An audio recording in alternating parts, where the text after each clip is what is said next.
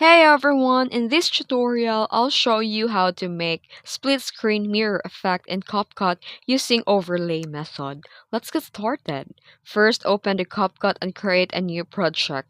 Here, add the video that you want to edit, and then tap overlay at the bottom. Select the same video as an overlay and place it above your main video track. Then select overlay clip.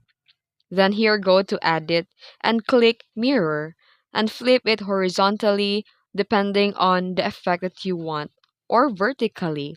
And with the overlay selected, tap mask.